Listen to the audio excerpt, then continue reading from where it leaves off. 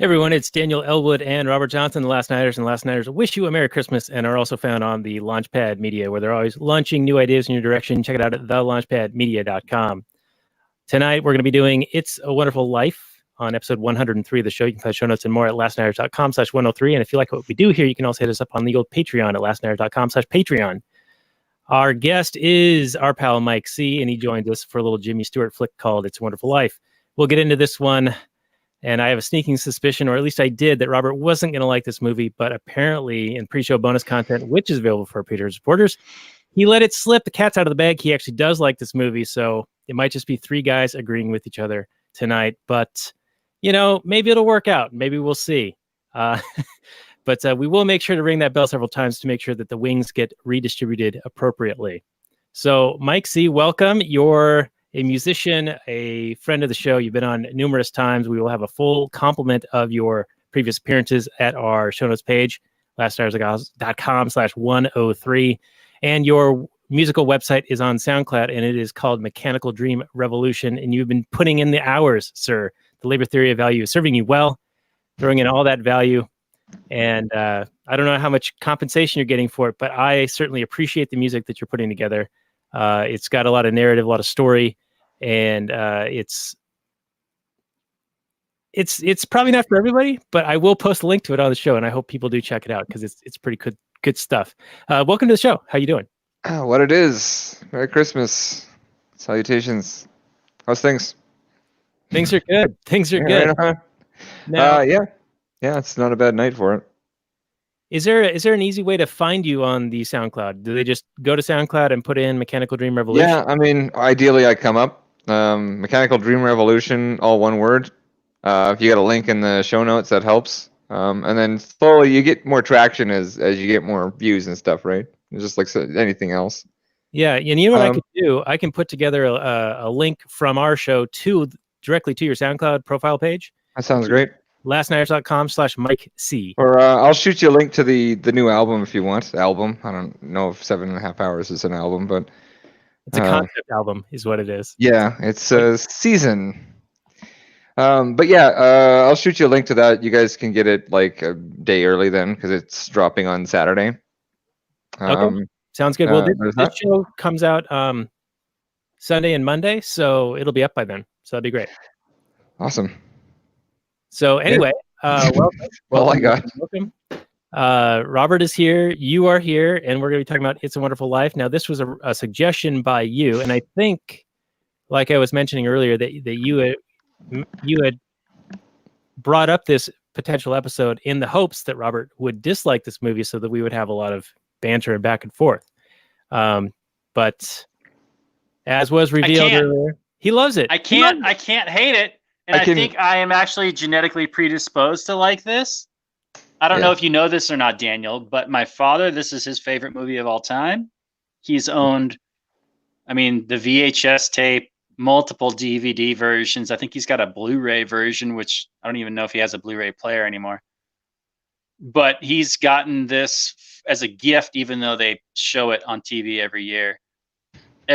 All kinds of times, and he just absolutely loves it. This is one of the few movies that he doesn't fall asleep through. And so, yeah, I gotta say, I can see why he likes it so much. This is the first time I've ever seen it all the way through. I've probably seen the last 30 minutes like 20 times. And so I thought hey, I know the story. I'm going to watch this movie and won't be surprised at any time. And I wouldn't say I was really surprised, but I went on the full ride for the first time. And what a ride. A movie this old still holds up. Well, we will see. Now, normally we start off with the Google description, so why don't I get into that? And then we'll get Mike's reaction, and then yours. And then I'll run my mouth for a little bit. That's how we do it. That's how we do. All right, here we go. It's a Wonderful Life. It's a 1946 drama/fantasy film, 2 hours and 15 minutes. Originally shot black and white. It was originally presented in black and white. And that evil Ted Turner bought it, colorized it, and Jimmy Stewart went before Congress and was like, this is a bastardization of the original beautiful artistic sense of the film. So he was not down with the color. But It did get an 8.6 on the IMDb, 94% Rotten Tomatoes, 4 out of 4 by Roger Ebert. I guess he had 4 thumbs at the time. And 92% of Google users like it. The description is, George Bailey has so many problems. I want to say, and a bitch ain't one. He is thinking about ending it all, and it's Christmas. As the angels discuss George, we see his life in flashback. As George is about to jump from a bridge, he ends up rescuing his guardian angel, Clarence, who then shows George what his town would have looked like if it hadn't been for all his good deeds over the years.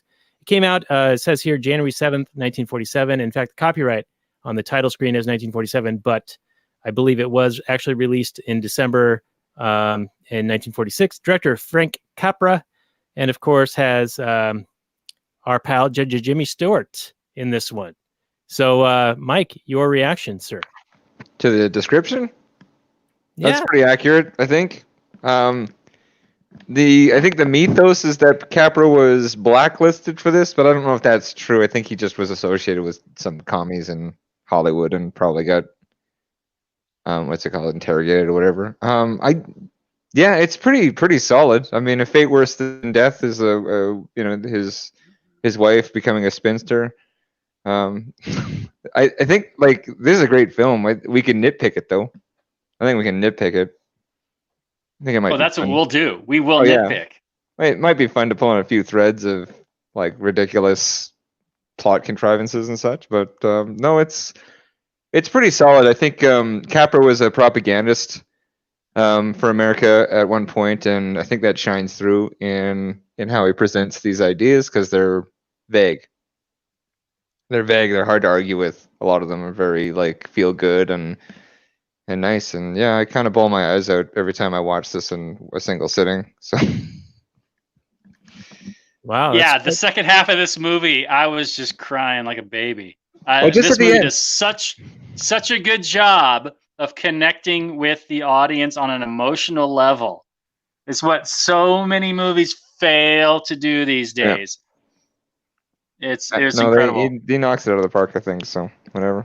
Yeah, in watching this again, and of course I've seen this bits and pieces here and there over the years. It's on TV constantly, but I haven't sat down and watched it through in probably 20 years. And watching it the other night, I was like, wow, they're really spending a whole lot of this movie setting it up. Like going into it, I expected him to do the whole, visited by 3 ghosts and go Christmas past pretty, like halfway through. But no, it was like 80% of the way through the movie.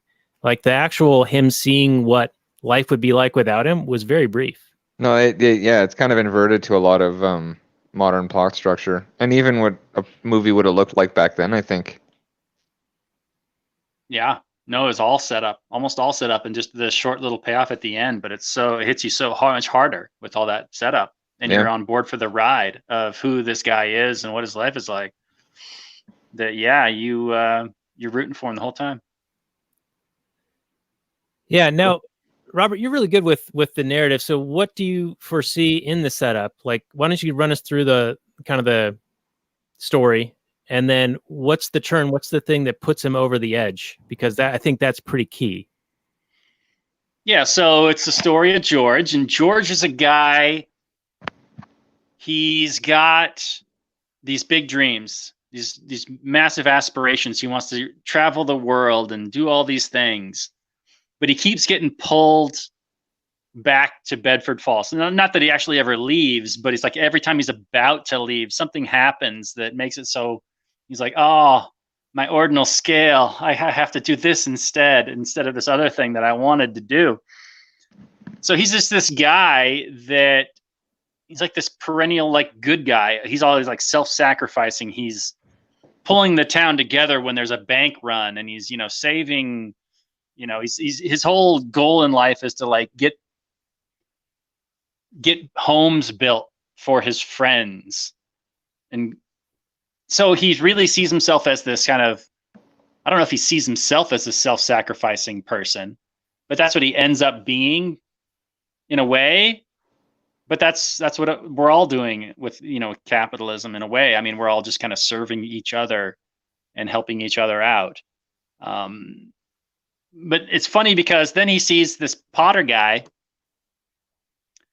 as the enemy. Like he's this villain character when he's basically doing the same thing, except he gets to call Potter's houses slums, whereas his house, what was it called? Like, what was it? What was the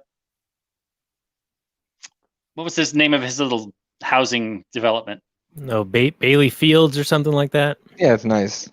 He had a different approach to business, though, right? He had a better product, higher quality. Yeah, I mean, he had nicer homes, sure, but anyway, narratively, so George is this guy that never gets to do what he wants, but in the end, he realizes that what he wanted, he was doing all along, and that there's nowhere he'd rather be, and how wonderful his life is. The real treasure. It takes. Go ahead. Say it. No, I was gonna actually mock it, and it's funny because I love the film. So, no, it's it. How dare you, Mike? No, it's the real treasure, the friends we meet along the way, or something like that, right? No, yeah. A man is never poor if he's got friends, right? So, right, a man is not a failure but it's if true. he has friends. Yeah, no, this is great. This is a great movie. It's hard to get my head around it because they're both kind of wrong and they're both right. Like, they had a different. The savings and loan had a different approach to their clients. They were a bit more hands-on, a little less rigid with their payment structure. Like if somebody missed a payment or something, they wouldn't immediately foreclose on them and stuff. There's a little less rigidity in their relationships. So there's a factor in that you might decide to go to, as opposed to a more safe or rigid bank that you're maybe going to get more money out of, or interest out of, or whatever, that might serve you a different kind of product, essentially, right? So it's good to have two competing businesses in that marketplace for savings and loan, right? So, now, my question is, if the Baileys had a lower cost, higher quality product, then why were they not winning in the marketplace? Why were they always seemingly on the verge of collapse and not having customers? Why were people even in the Potter slums and going to Potter if he was charging more for an inferior product? I mean, did they have really lax payback structures, like just letting all these loans out there and not getting payments on them? Well, they were very relaxed in, if somebody said that they didn't have the money at the time, that they were like, oh, don't worry about it, pay us when you can, that kind of a thing. And they made several references to only having very little money.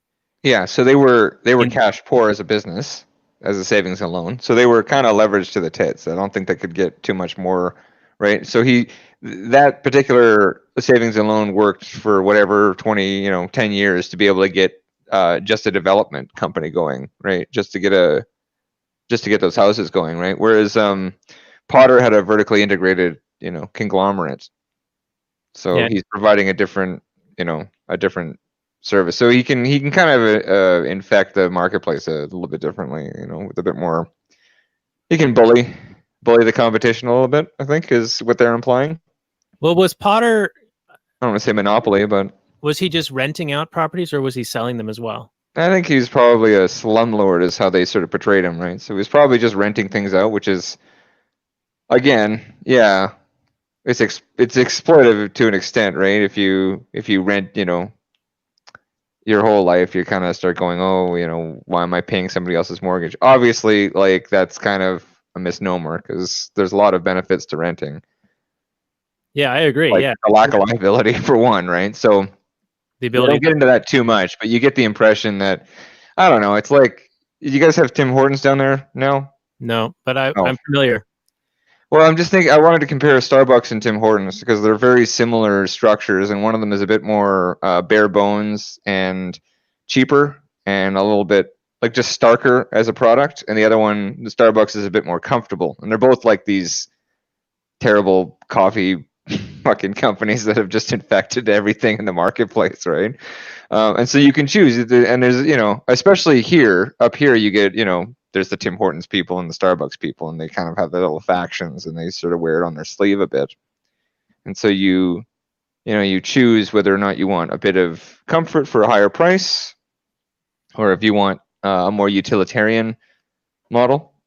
So right. I'm kind of glad that they both exist. Yeah, and anything in between or even below or above. Yeah, and then there's the proprietorship where there's like some middle-aged woman that doesn't pay attention to you because she's busy talking to her friends from the neighborhood instead of running her business properly. That's my problem.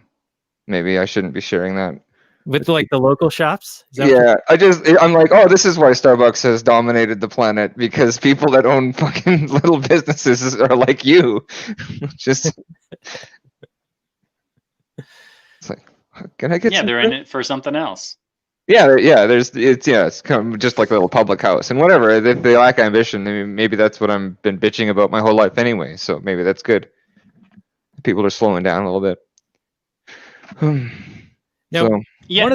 One of the things that's brought up in the description is how when George doesn't exist at all, having never been born, the town is far racier. Like there's girls and live shows and casinos. Much more entertaining. Yeah, a much more interesting landscape. Well, not just that, and that's indicative of something very interesting, though, isn't it? That I think they tried to show that it was racier and like the moral decay under Potter. But what it really showed to me was how much wealth there was. I mean, all this entertainment existed. It must be being funded by people with a lot of spare cash to throw around. So there are people that have a lot of money to spend on entertainment. Yeah. So the town is demonstrably richer. So what's I think Potter gets a bad rap. I mean, unless Capra was just failed at, I mean, he's just trying to show the moral decay and not the financial decay. Yeah, like the universe's rules don't make a ton of sense. They're a bit like, I don't know, Harry Potter or something, where magic just kind of fills in the gaps where you want. Like they don't. To say that it would go in that direction, I mean, it's possible, but like you said, you need money to spend on entertainment. So, but yeah, you got to have a lot of disposable cash, a lot of disposable income to go see the nude live dancing girls and the billiard halls and the dancing halls and all that stuff. Yeah, well, presumably people are less settled, so they're less invested in their community. They're having less kids, which are very cost ineffective products. Yeah, so maybe they're quite the liability. So yeah, I'm assuming that the town, at a fundamental level, I guess we get down to it, it's basically people are not following like a natural path and like having kids and families and doing all those things, which are not going to produce the excess wealth to invest in frivolous strip clubs and gambling and pool halls and such. So I guess that's would be the takeaway. That was more eating the capital on frivolous things. Yeah. Not necessarily that they had more capital, but they weren't investing it more wisely than they otherwise would have because of the moral rot. So in that sense, Bailey becomes a beacon of that model of investing in your community, right? He's a leader of that kind of thought process, showing people a good example. So okay, I can kind of buy this argument. So they may have more demonstrated spending on frivolities. Yeah. But it may be at the expense of more stable capital investment type. Yeah, because everything George Bailey does in the movie is invest in people over and over, right? He suffers to basically put down or put payments into people to keep them going, and then eventually that's why it kind of gets called socialist in a way, right? Right, but that's my. Yeah, I mean, I was just saying, is this an argument saying that socialism breeds humanity and morality? I think capitalism breeds debauchery and despair. Well, the people analyzing the film say that. I don't think the film does. I think the film is more abstract than the politics that we sort of get bogged, or the economics that we get bogged down in. Because he says, basically the movie says you should invest in your community and you shouldn't, like Scrooge. It's very similar to the Christmas Carol in the sense that you should have some allowance in your thought process to see the value of the people around you and investing in your community and painting fences and fixing up old houses and stuff, instead of just buying new and spending all your money at a billiards club or and using your neighbor through a financial system to the point of breaking them down isn't the best investment. The best investment is to create a job opportunity for them. And unless it's, so you're unless saying that this is a version of capitalism done right versus a capitalism done wrong? Is that what you're saying? Yeah, it's a version of America that people are nostalgic for in a lot of ways, right?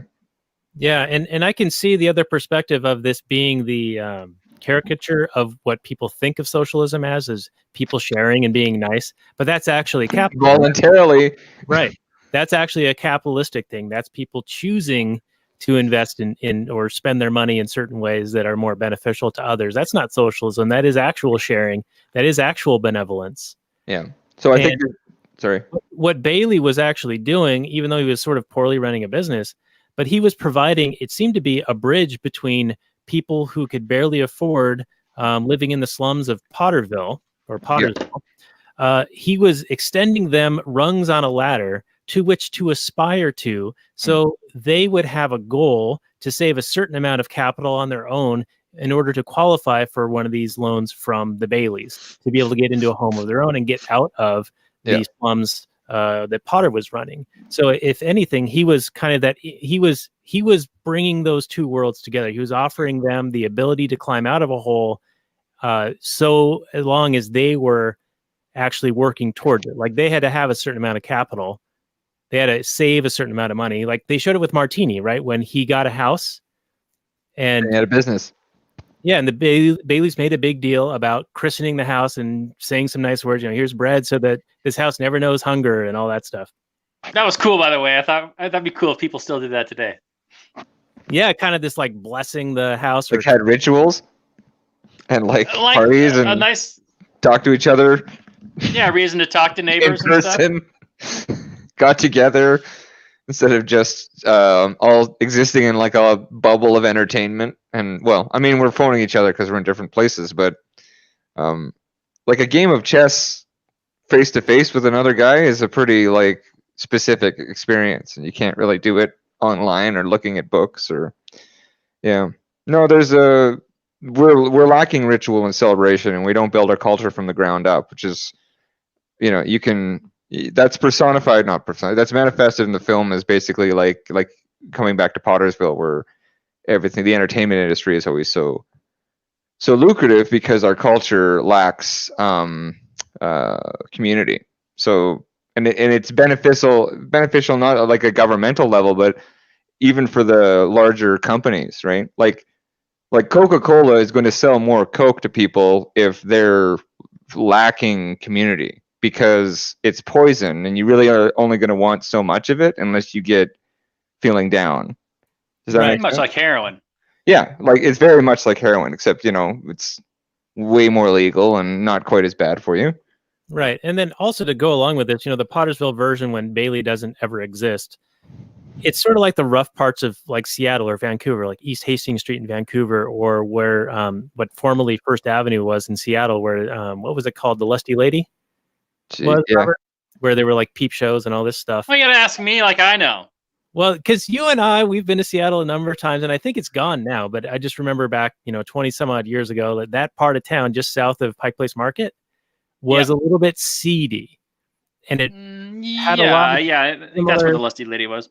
Yeah, and it had a lot of similar things to the Pottersville scenario. And so I wouldn't say that was a demonstration of wealth. I mean, it was demonstration of frivolous spending, but it reminds me more of, because they don't have anything else that they would prefer to spend their money on, like in the Great Depression, which, by the way, in this movie they barely mention it. I thought it'd play a bigger role because this period of time was 1928 through 1940-ish, right, in the movie. But I think the war was over by the time. Well, he graduates in 1928, or his. Yeah, but his brother comes back from the war, so it's probably like 1946 it's probably the year of the film's making by the end. Yeah, I'm assuming. But I'll just close up my point. During the Great Depression, movie houses and other frivolities were a distraction or a diversion from the pains of everyday life, because everyday life was so much worse that those things actually didn't suffer as much. Like, people spent their money on those things because they didn't have other better things to spend the money on. Do you know what I mean? Like, I'm sort of like stumbling over this. Yeah, it's an addictive response. It's the response of an addict at a societal level. Right, to get a break or a relief, a respite. It's like, oh, I'm stressed, I'm gonna have a drink, right? So right, but isn't this all a little ridiculous to blame like the decay of a society on one guy? Like, it's all this Potter guy. The fact that George Bailey wasn't around to save us.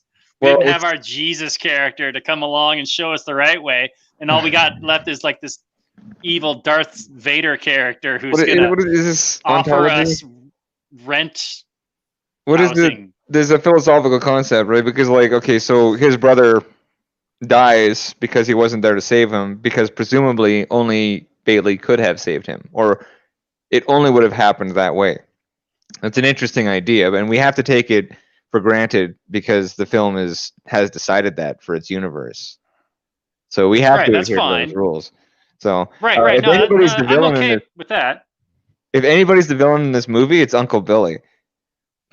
Like, I don't even think misplacing the $8,000. Yeah. I mean, you should give back $8,000 from the community if somebody misplaced it, because it's technically not yours. It's not. There's not like a finders keepers thing. Losers weepers policy. Yeah, like I don't know if that. Where are you guys on the finders keepers losers weepers for the NAP? How does that fit into libertarianism? Well, I think Potter was really the villain right there. That was his key villain point, was when Uncle Billy actually accidentally gave him the money, and Potter realized whose it was and saw Billy, frantically searching for it. And I didn't understand this. Maybe you guys can explain it, but with the bank examiner, it made it seem like if they were short that money, they were going to go to jail for embezzling or stealing the money or something like that. It seemed like the risk versus the reward was really off kilter. Like, for what? For employing your uncle because he's an idiot that shouldn't have a job? Right, but Bailey was going to go to prison because of this. George was. Because it's probably seen as like, embezzling other people's money, right? Yeah. Because they take the money on good faith, right? Yeah, like if $8,000 goes missing, you don't just go like, oh, I don't know where it is.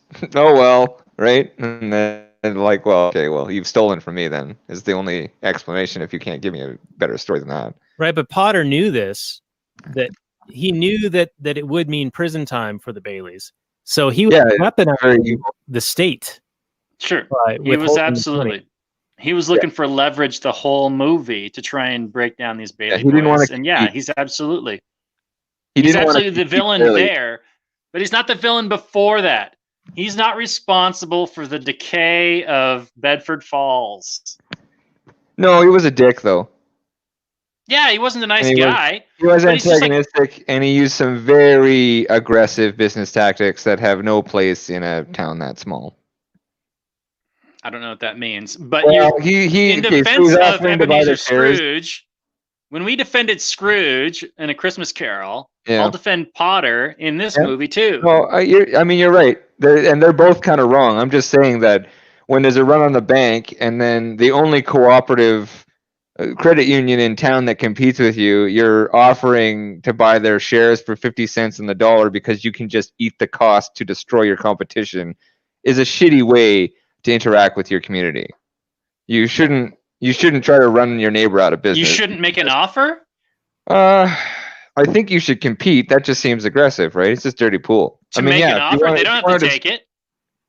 Yeah, they didn't have to take it. Yeah, and that's it. He had to convince, and then George had to convince everybody, like, hey, it's not worth doing that. But he did have to. Potter, in the marketplace, Potter only has power insofar as much as he satisfies consumer demand. No, people prefer Potter in the way he does business and the products he provides. Yeah. No, and you're right. That's how he has wealth. I'm just saying that's how he has wealth, Michael.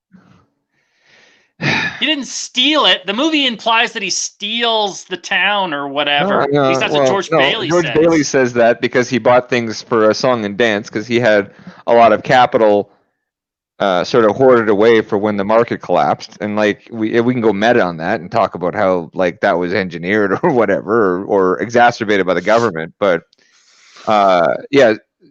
I'm just saying he's an asshole. I'm not going to defend that he's not an asshole. I'm not going to say he's not an asshole. But I'm not going to say that.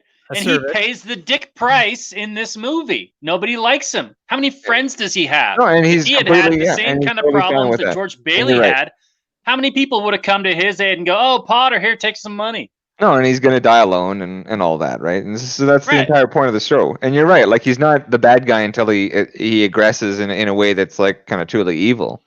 But he was very aggressive with his trying to acquire the savings and loan. Like he was antagonistic, and I don't know.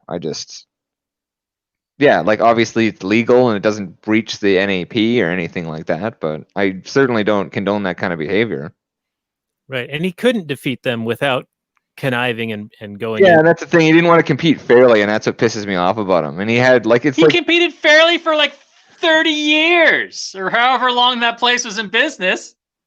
It was only until he saw an opportunity. When the guy gave him $8,000, he's like, politics. Oh, okay. He goes in and shows up to the board of trustees when George's father died and tries to get the savings and loan disbanded. He uses like rhetoric to try to change the course of the business.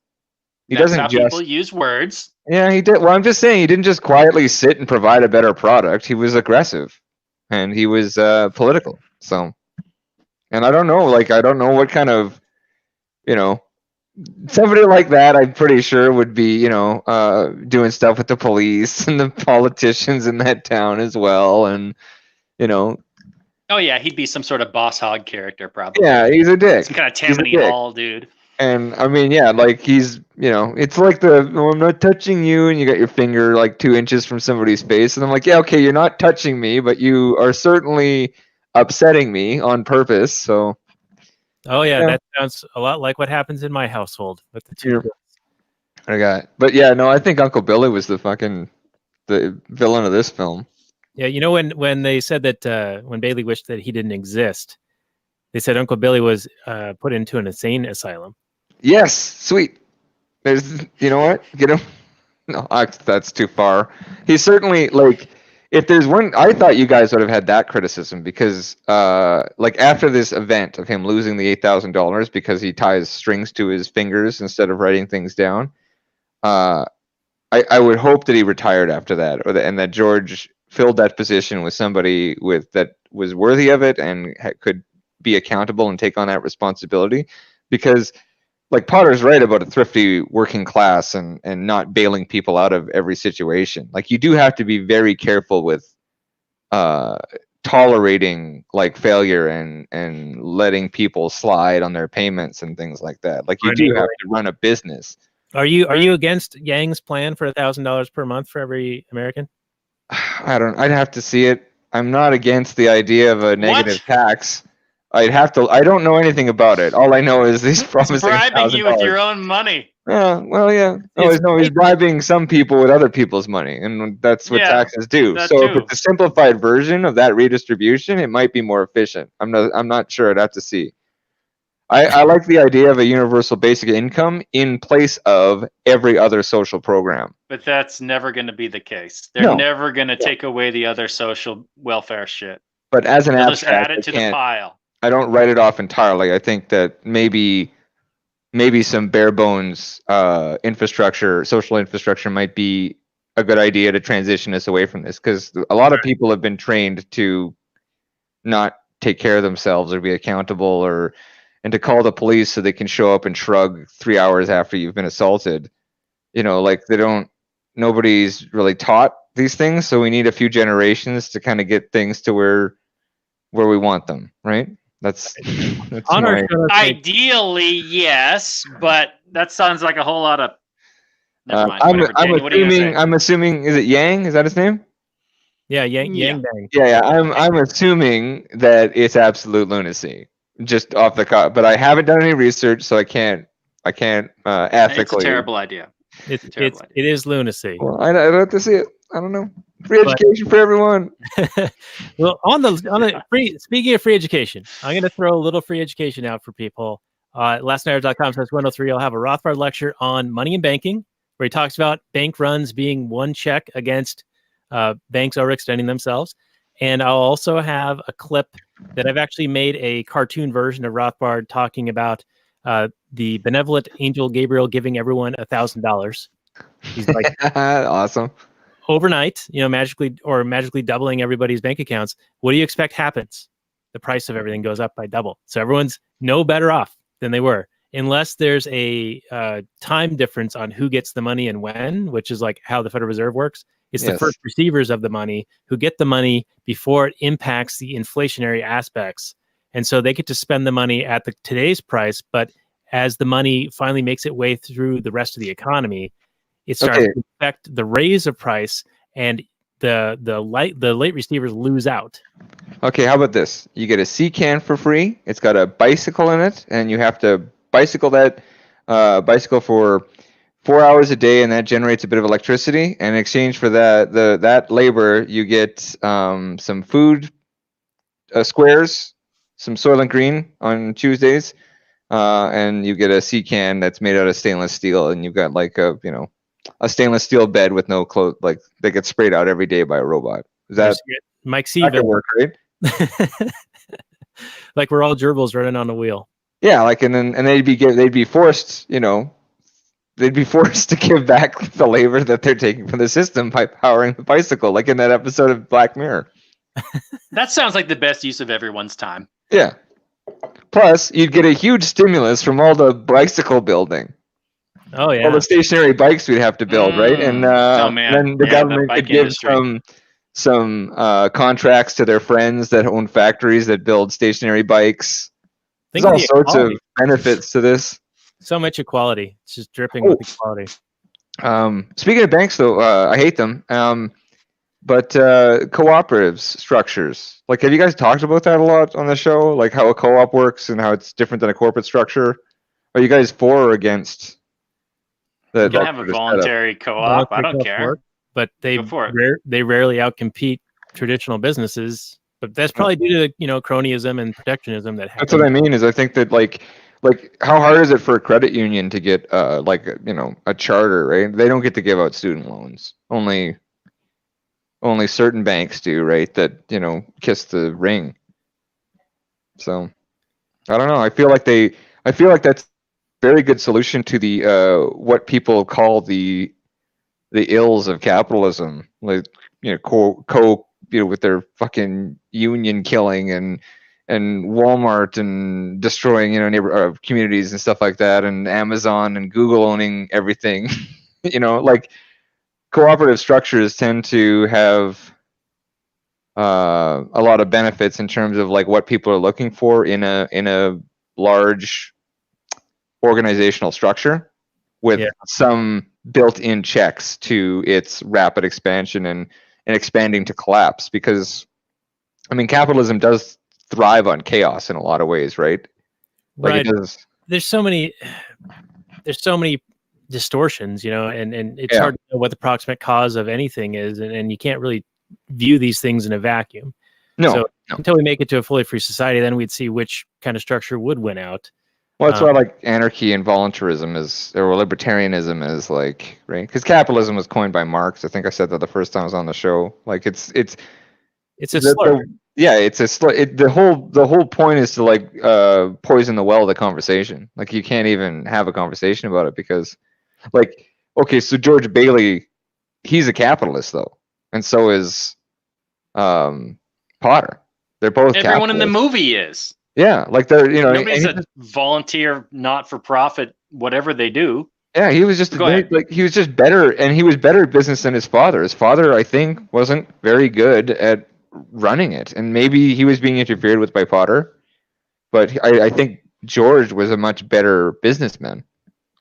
I mean, aside from the plot device of having his uncle work there and be a total liability to this business model, which is ultimately like the deepest flaw in the film, because everything revolves around this. And he's not like, to the point of Potter, like you need to have consequences. So like, calling loans and charging interest is that consequence. But they take it too far on the one side, and then the other side doesn't have any fucking responsibility. All right, there's a couple of things I wanted to get to before we have to wind down. And one of them is, let's talk about Clarence and the depiction of angels and them violating the Prime Directive and directly interfering with life on Earth. And then also I wanted to talk about, what's her name, Violet, and what was her role in this movie? What was the point of her? To warn us. Is she the girl in the red dress in the Matrix? Yeah. She's just, I don't know what she is. I don't know. She feels like a cautionary tale. I think, okay, she's a bit wayward, right? So she needed she was rudderless, and a bit like, I mean, they implied that she's not looking to put her roots down in any kind of way, which is a natural thing.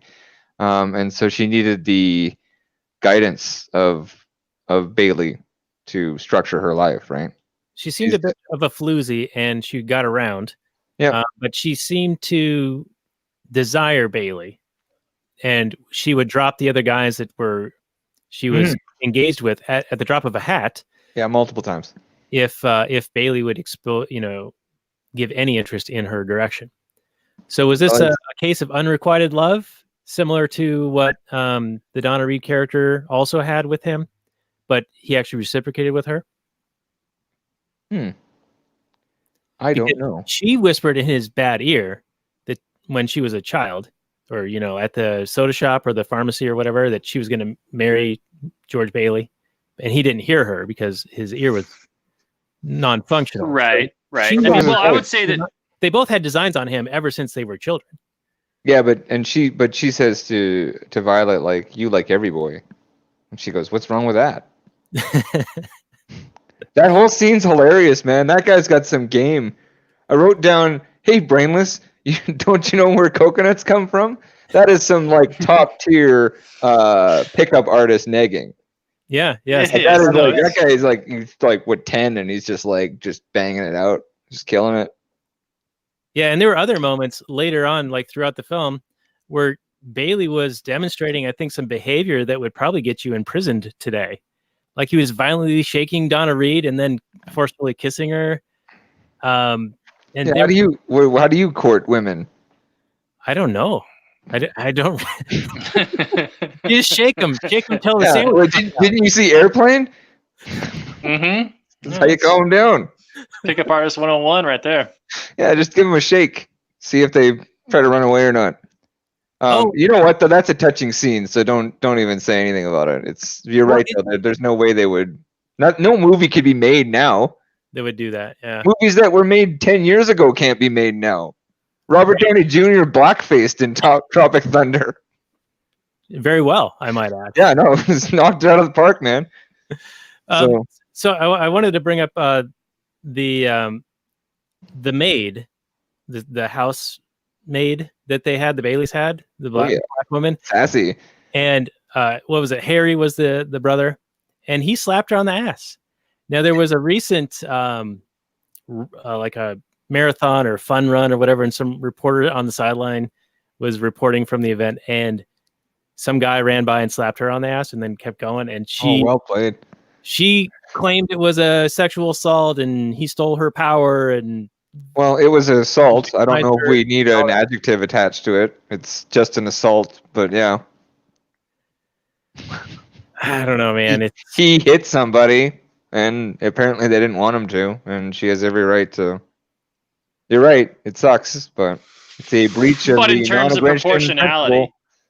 Yeah, it wasn't like I'm trying to harm you, physically kind of assault. I don't know. And no, but it's like you're not allowed to touch people that don't want to be touched, and it sucks that we don't have that. Like we have, I don't know. Maybe there's just too many people in too small of an area. Well, Dave Smith talked about it on Part of the Problem, his podcast, and I was a little surprised at his response because he's like, "Yeah, you can't do that. You can't." And well, I mean, part of me wants to disagree a little. Part of me wants to. You can do it. People have. Maybe you shouldn't. Would be a better way to phrase it if I want to get semantical, but. But 20, 30 years ago, it seemed to be like a, I don't know, somewhat socially acceptable, somewhat acceptable thing, and now it's not. I guess it's present year or whatever. Yeah, well, a bunch of assholes at fucking music festivals ruined it. just by being just too aggressive for too long, asking girls if they want to dance and being all handsy. And now all the awesome dudes have to adhere to a stricter code because. Well, maybe it's more chivalrous, maybe more gentlemanly. So Yeah. Like culture a little. No, I know what you mean. It's a movie, right? So they can settle that between each other. Like he slaps her on the ass, and you slap a reporter on the ass, she has every right to complain, to have you executed publicly. I guess is probably what the response was called for. Yeah. Now, what was the other thing I said I want to talk about? Oh, the angels and depiction thereof. So, my wife and I, we have been watching Ancient Aliens, and then also the Pyramid Code, and it's got me hot to trot to watch Stargate because it's all. Oh, like the original movie or the series? Yeah, the original. Oh, that movie's great, man. And we'll have you on for that in a couple of weeks or a couple of months or whatever. Because I'm all hot for it. But yeah, watching Ancient Aliens, and there's the crazy guy. I've seen him in like 100 memes. He's got the wild hair and whatever. I'm not saying it's aliens, but it's aliens. Yeah. He's like an executive producer of this thing. He's very prominently in this series. It's on Netflix. But basically, they're saying that all of these ancient cultures across the earth, even though they were separated by thousands of miles, they all had some very similar things in their history or in their hieroglyphics or in their ancient like deciphering or their stories or whatever. And they were basically making the argument that what we now know of as religion is really just a retelling of aliens visiting the earth and imparting this technical knowledge so that these ancient structures could have even been built, because a lot of them we would struggle to create even with modern day engineering and technology and all these things. And it just kind of, I don't know, it's kind of compelling and kind of interesting. But to see a very similar aspect, I felt in this movie where they, the very opening scene is we're going out into space and these galaxies are talking to each other and they're angels. I was waiting for the connection to this film. There it is. There it is. All right. Clarence is an alien. Yeah, and then the light comes over, right? The star comes over when Clarence comes over, and then he's flashing. Like he literally travels across the screen to. Right, and he actually had been a living human like 250 years prior, because he said he's like 239 years old or whatever. Yeah. So, and that's kind of part of this Ancient Aliens thing, is that, or maybe it's the Pyramid Code that they say that this life on Earth is sort of like a training ground for we are in a bit of a metamorphic state. Ooh. And when we die, our essence or our spirit or whatever goes back into space. And so it's a bit depicted in this movie. So it's kind of interesting. Bible is an acronym for basic instructions before leaving Earth. I recall that song. Who was that? Guru? No, it wasn't Guru. Yeah, it might have been Guru actually. I'll find it. It's Wu-Tang. It's definitely Wu-Tang. But anyway, before that little side tangent, I'm going to go to Robert. Genius, Jizza. It was Jizza. Okay, so Robert, you want me to follow that nonsense that you were just spouting? What? Yes, follow the nonsense, because you've got all sorts of this. And we've talked in the past about you going to this island and the chakras and all that stuff, and then you've got some takes on religion and things like that. And then we're gonna have to wind this down because we're approaching. How did we get here? Okay, well, like this is a traditional Mike C conversation. You start in one place and I didn't do it this time. Other place, and nobody knows how we got there. I didn't do this. We should be talking about international banking if I'm the one going down rabbit holes. Maybe. I didn't start the pyramid shit, man. Well, I think the most interesting thing that came out of Ancient Aliens, since that's what we're here to talk about, is the fact that all like kings throughout time have all claimed some sort of ancestorship from the gods. because that's the divine right to rule over others, because it can't just be, hey, I'm making this shit up and you got to do what I say. It's that, hey, I got a direct line to, the guy up above and he's telling me what to do. So if you have a problem with it, take it up with that guy, not me. So it's all a big scam to not, actually get killed. I would certainly say that religion and government are closely related at a sort of metaphysical level. Like one is an iteration of like what the best kind of person you could be is, like the rules of society are kind of the early versions of religion, and then we aspire up to like the Christian figures where you're like, this is how you should act kind of thing. So the Buddha and Christ are very, very similar in that sense, but sort of inverted. And I would say it's an offshoot of religion, and it has become a religion again. Yeah, it is. It never stopped being religion, but it's the rule part of religion without. And actually, there are a lot of messiahs in there, right? We have like JFK and like Trump, very messiah-like figures, savior figures, savior figures in the zeitgeist. Like, whether or not you agree, like Obama was very similar, right? So Obama and Trump are very similar figures in that the people elected him to save them, to give them a new era. So right. Oh shit! I should plug my stuff because it's all about kings. Oh, that's right. Yeah. Your new 7-hour concept album has a entire hour-long track devoted to kings. And you've got a butt rock track that has Lord of the Rings mashup. You've got it's really good. It's quite interesting. So Mechanical Dream Revolution, we'll have a link to that on the show notes page, of course. Yeah, it's just like I get into the democracies, right? Because like democracy is really just a way for the ruling class to insulate itself against accountability and responsibility for its actions. Right. Like, yeah. There was sorry to cut you off. There was a question in the Tom Woods group recently, like, there's this Churchill quote, democracy is the worst form of government except for all the other ones that have been tried from time to time. Churchill. And the guy posing the quote said, what do you think would be better? And I said, Somali warlords. And I literally mean it, because democracy gives this cover, this milieu of you are actually a participant in this thing and you have a say, and it quells any real significant it is democracy. It's a steam valve, massive steam valve. Right, and worse things can occur under this, because if you knew that you had a Somali warlord over, bearing over you, what to resist and who to resist, and you could work towards fighting. Yeah, if you have to. Like, there are a lot of kings throughout history, and sort of to counter Robert's point, there are a lot of kings in history that were revered that didn't necessarily need to call themselves God, because they were simply good leaders, and we elect our leaders in that sense through a much more sort of organic and natural process of simply allowing the strongest and best leader to be in charge, right, when we're in crisis, and then they just provide the most amount of liberty, and then the tyrant kings don't last that long. A lot of tyrants end up with like their sort of the lords beneath them revolting and imposing a lot of limitations on their power, right? So they gotta and what is the Magna Carta? My point is, the Somali warlord, at least they're honest. Yeah, and you can just kill the one guy then, if you have to, and then there's power vacuum for a bit, but eventually it would settle down. Yeah, democracy's I'm not a huge fan of it anymore.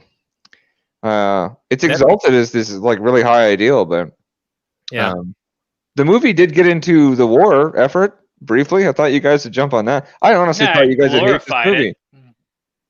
I thought you would hate this movie.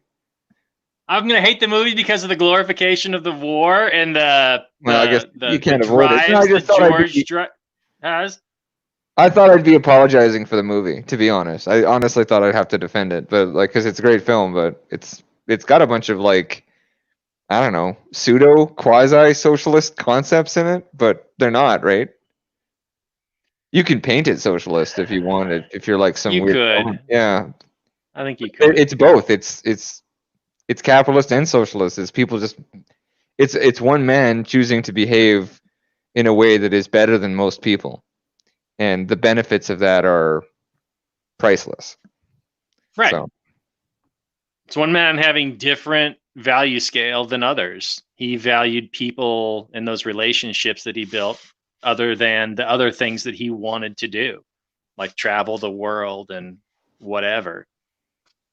Yeah, and I really enjoyed the fact that his betrothed, his newlywed wife, because events happened and they couldn't go on their honeymoon, she actually went and decorated this house to be exotic, as if they were on their honeymoon and traveling somewhere. And I thought that was she's a good woman. Pretty stellar move on her part. Yep. And she's the one that first offers up the $2,000 to save the building and loan. And she fixed up the house. She was a hard worker. She fixed up the house every day. And that's the thing, is investing in your home, investing in your neighborhood, investing in your city, and moving that investment out slowly, as opposed to funneling all of our resources up to the government, to Hollywood, to these massive corporations. I mean, they're detrimental to our communities, right? So I think that's the lesson that I take from it. And then, like, it's only by virtue of him having an idiot lose $8,000 that there's even a conflict at the end, because I think that things were finally like settling, and he was finally gaining traction in the marketplace, and things were finally working out for that business.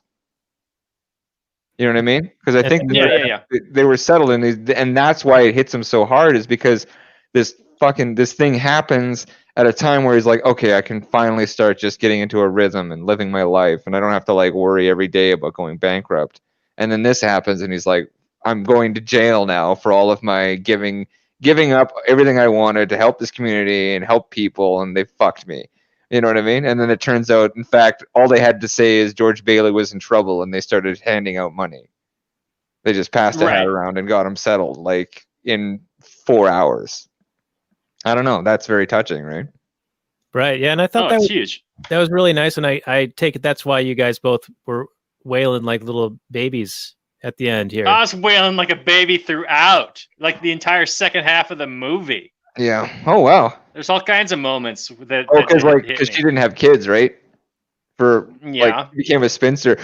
Like, after his brother's death, he finds out the even worse thing, that the woman he loved became a spinster, which is apparently a fate worse than death. I love the like, I don't know what the standards of that time. Like, that's hilarious to me. Yeah, and then they plunging you into silence. I think you've said that before on this show. Yeah, I have a tendency. Well, unless you guys have any other points, we should get into the final summary and review portion here. No, I've gone through my notes. I'm sure Mike could go for a couple more hours, though.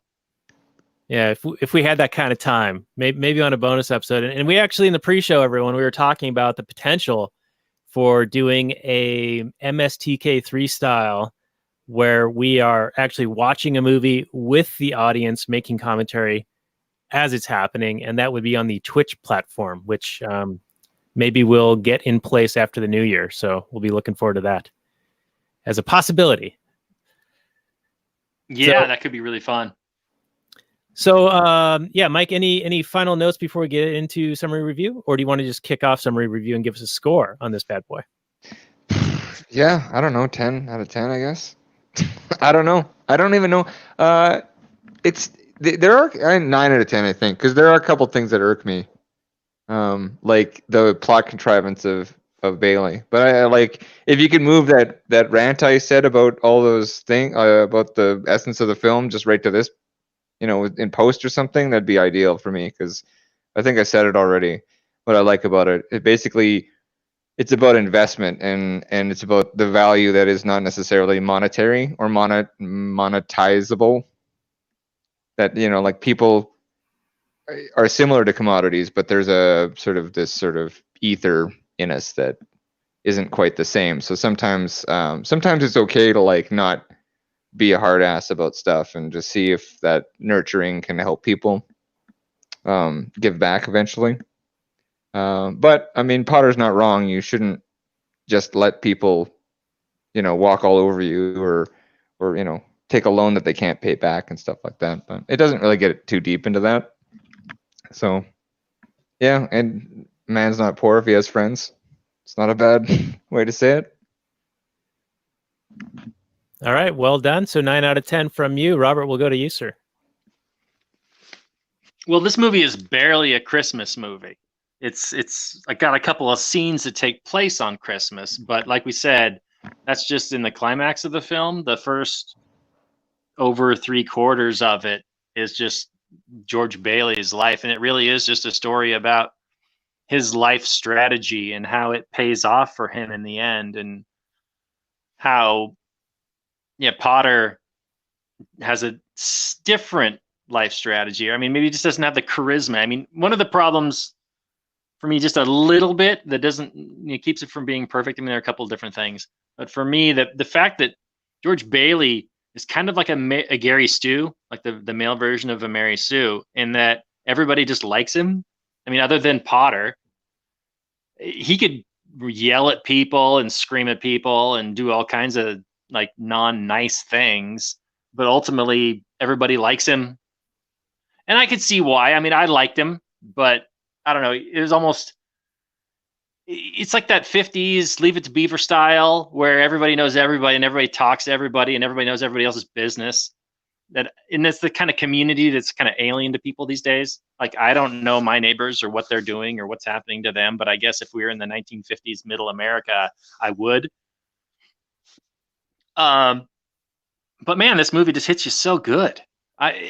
It takes its time, and it really builds up this attraction and just thing about these characters. And so that when the emotional moments come, man, they hit me really, really hard. It's just so good.